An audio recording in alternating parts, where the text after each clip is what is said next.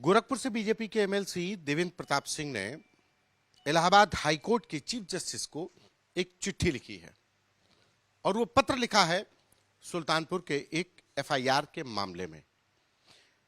क्या है वो मामला जिसकी वजह से सत्तारूढ़ दल के एमएलसी को चिट्ठी लिखने की जरूरत पड़ी? हमारे साथ बात करने के लिए देवेंद्र जी खुद ही हैं। सर नमस्कार। पहले तो ये बताइए मामला क्या है कि आपको चिट्ठी लिखनी पड़ी? आप तो सत्तारूढ़ दल के एमएलसी हैं और आपको चीफ जस्टिस को पत्र लिखना पड़ा हाईकोर्ट के। कोई भी व्यक्ति जब चारों तरफ से निराश हो जाता है तब न्याय के मंदिर का दरवाज़ा खटखटाता है। सुल्तानपुर जनपद में एक स्थानीय विधायक ने अपने राजनीतिक विरोधी को 9 वर्षों में लगातार फर्जी मामलों में फंसाने की कोशिश की और तत्कालीन पुलिस कप्तानों ने जांच कराया, सारे मामले झूठे पाए गए। लेकिन इस बार उन्होंने प्लानिंग किया, फुल प्रूफ प्लानिंग किया। 2 यादवों के झगड़े के बीच में राणा अजीत प्रताप सिंह जो एक प्रतिष्ठित राजनेता हैं, उनके पूरे खानदान को झूठे मामले में जेल भिजवा दिया। 2 यादवों के बीच में संपत्ति के विवाद को लेकर 15 मार्च को मारपीट हुई, हिंसा हुई। राणा अजीत प्रताप सिंह अपने घर पर थे, लेकिन पहले से तहरीर तैयार रखी हुई थी और उस तहरीर के आधार पर गंभीर धाराओं में 120 भी लगाकर उनके पूरे परिवार को जेल भेज दिया गया। उनके बड़े भाई जो एक रिटायर्ड पीएसएस अधिकारी हैं, वे जब सुने तो लखनऊ से उनसे मिलने के लिए जा रहे थे सुल्तानपुर। रास्ते में उनको और उनके बेटे को भी रोक लिया गया और उन्हें भी उन्हीं धाराओं में फंसा करके जेल भेज दिया गया। मैंने इस बात को पुलिस कप्तान सुल्तानपुर के समक्ष उठाया। उन्होंने मुझे बताया कि इनके बड़े भाई जो रिटायर्ड पीएसएस अधिकारी हैं, उनका कोई रोल नहीं, उनके बेटे का कोई रोल नहीं था। और जिस विधायक ने योजना बनाई फंसाने की, 14 मार्च को उसने दोनों विवादित पक्षों के बीच में समझौते के लिए पंचायत रखी और अपनी साजिश बना करके वे चले गए विधायक जी वैष्णो देवी दर्शन करने। राणा अजीत प्रताप सिंह गए, मौके पर वातावरण तनावपूर्ण था और फिर वापस चले आए बिना एक शब्द बोले। 15 मार्च 2026 को दोनों यादव परिवार आपस में मारपीट कर लिए, हिंसा कर लिए। उसने विधायक जी के गुर्गे भी हवाई फायर किए, गोली चलाए। लेकिन 2 यादवों के बीच में झगड़े में राणा अजीत प्रताप के पूरे खानदान को जेल की सलाखों के भीतर भेज दिएगा। ये घटनाक्रम प्रमाणित करता है कि वादियों को और साजिश के रचनाकर्ताओं को ये पता था कि राणा अजीत प्रताप अपने घर पर हैं, इसलिए उनका नाम 120 में डाला गया।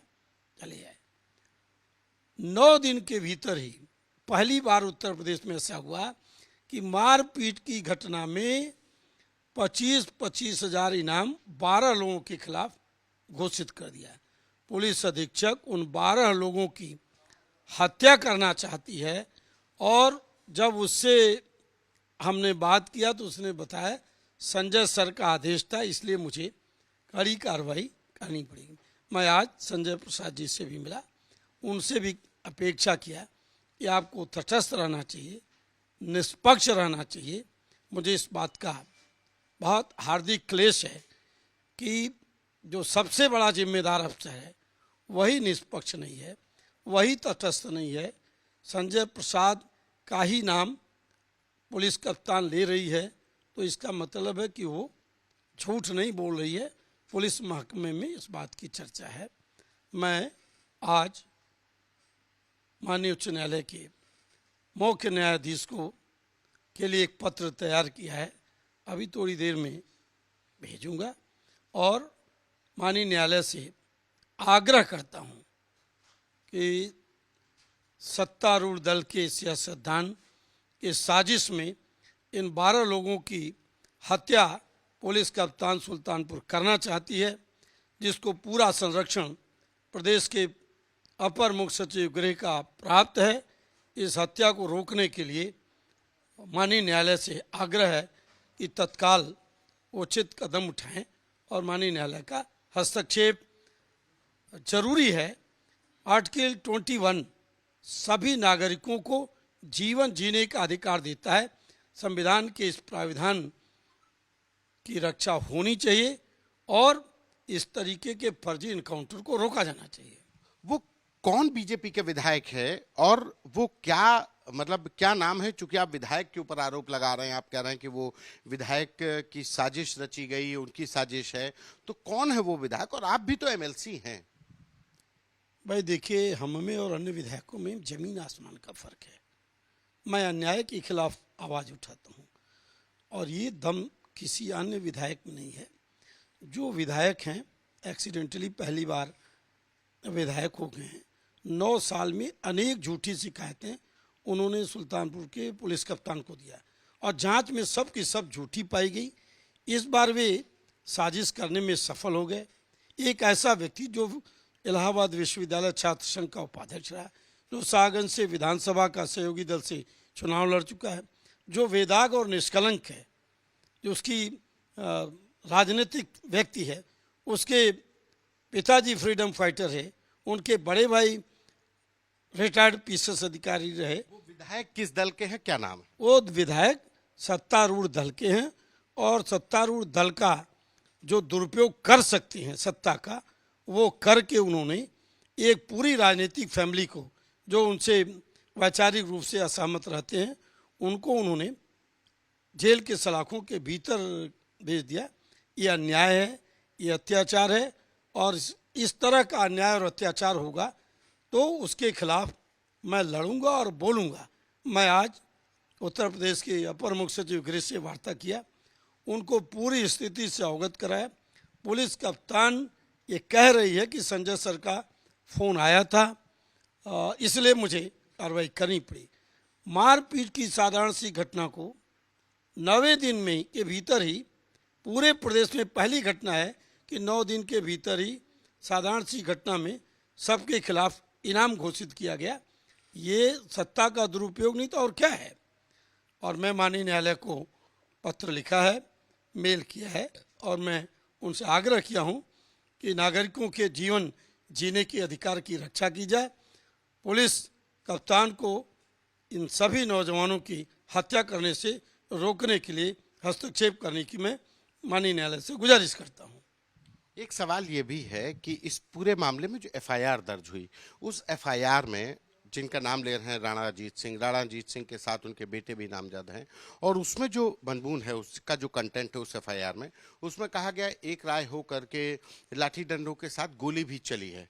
तो लाठी डंडे चले हैं, गोली चली है, इतने मतलब किसी के जान लेने की कोशिश की है, हत्या के प्रयास की कोशिश है, और आप का ये दावा है कि राणा अजीत सिंह, हाँ ये दूसरे दिन की घटना है, 14 मार्च की मारपीट हुई, 15 मार्च को ये घटना देखी, मारपीट हुई, लेकिन घटना पर नहीं थे। राणा अजीत सिंह के परिवार का कोई भी व्यक्ति नहीं था। आप मोबाइल के लोकेशन लेकर सीडीआर लेकर देख सकते हैं, उनके परिवार का कोई व्यक्ति नहीं था। इसीलिए उस साजिश में पुलिस कप्तान भी शामिल थी और उसने 120 भी लगाया। अब वो हत्या करना चाहती है नौजवानों की। पर आप कहीं सुन, सिंह जेल में है, अरेस्ट होकर के जेल चले गए? नहीं, वो तो उसी दिन अपने घर से गिरफ्तार हुए, जेल चले गए। कल रात में पुलिस कप्तान सुल्तानपुर ने 12 लोगों के खिलाफ 25-25 हज़ार का इनाम घोषित किया। उनकी हत्या करना चाहती है। मैं माननीय मुख्य न्यायाधीश से अपील करता हूं कि संविधान के अनुच्छेद 21 का को संरक्षण मिले और उन्हें इन हत्याओं को करने से रोका जाए। एक सवाल यह है कि उत्तर प्रदेश में कानून के राज की बात होती है और कहा जाता है कि अपराधियों के खिलाफ सख्त कार्रवाई की जाती है, लेकिन आप अपनी ही सरकार पर सवाल खड़े कर रहे हैं, अपनी सरकार की पुलिसिंग पर सवाल खड़े कर रहे हैं, आप अपनी ही सरकार के कानून व्यवस्था के दावों पर सवाल खड़े नहीं कर रहे हैं। अब पुलिसी गुंडों की जगह ले ली है, ये गुंडागर्दी ही तो है। अगर पुलिस किसी की जान लेने की कोशिश करे तो इससे गुंडागर्दी ही नहीं कही जाएगी। ये सही है कि गैंगस्टर्स की कमर तोड़ दिया सरकार ने, इसकी उपलब्धियों पर कोई संशय नहीं है, लेकिन इस मामले में पुलिस अपराधी की तरह पेश आ रही है। मेरी नज़रों में तो ये अपराध है किसी की जान लेना। आप कहीं सुने हैं प्रदेश में कि मारपीट की घटना में 9वें दिन ही इनाम घोषित कर दिया जाए? इनाम किस लिए घोषित किया गया? इनाम घोषित किया गया गलत इरादे से, अपवित्र इरादे से, दूषित भावना से, और माननीय न्यायालय पर मेरा भरोसा है, इसलिए मैंने माननीय उच्च न्यायालय को पत्र लिखा है। आपने सीधे हाईकोर्ट के चीफ जस्टिस को पत्र लिख दिया।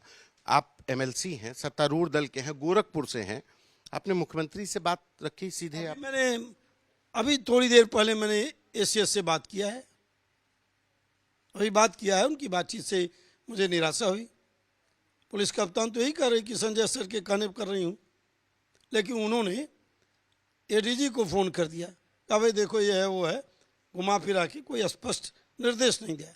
आप बताइए, ऐसी तत्परता किसी घटना में देखा आपने कि 9वें दिन ही 25,000 का इनाम घोषित हो? क्यों घोषित हुआ? क्या उद्देश्य था? कोई तो उद्देश्य था। वो उनकी उन नौजवानों की हत्या करना चाहती है पुलिस कप्तान सुल्तानपुर।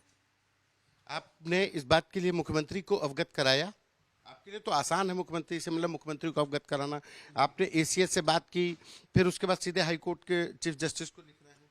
अब देखिए, तो मुख्यमंत्री जी को रोज घेरे रहते हैं सब लोग, तो मुझे लगा कि न्याय मुझे माननीय न्यायालय से ही मिलेगा। संविधान की अनुच्छेद 21 की हत्या होने न पाए, इसलिए मैं माननीय न्यायालय के यहाँ अपनी गुहार लगाया हूँ। एक अभी आपने बात कह दी कि लोग वो मुख्यमंत्री को घेरे रहते हैं। आप सत्तारूढ़ दल के, अगर आपको लगता है कि मुख्यमंत्री तक आपकी बात नहीं जाएगी, क्या ऐसा है कि अधिकारी घेरे रहते हैं जिसकी वजह से जो ग्राउंड की जो हकीकत है वो नहीं पहुंच पाती है? देखिए, ग्राउंड की हकीकत तो बिल्कुल नहीं पहुंच पाती है, इसीलिए लोग हैरान और परेशान हैं। आम आदमी बहुत दुखी है और आहत है, और कहीं किसी की सुनवाई नहीं है, समझ गए? तो परेशान हुआ आदमी जब व्यवस्था से निराश होता है तब न्यायालय की शरण में जाता है। आज मैं न्यायालय की शरण में हूँ।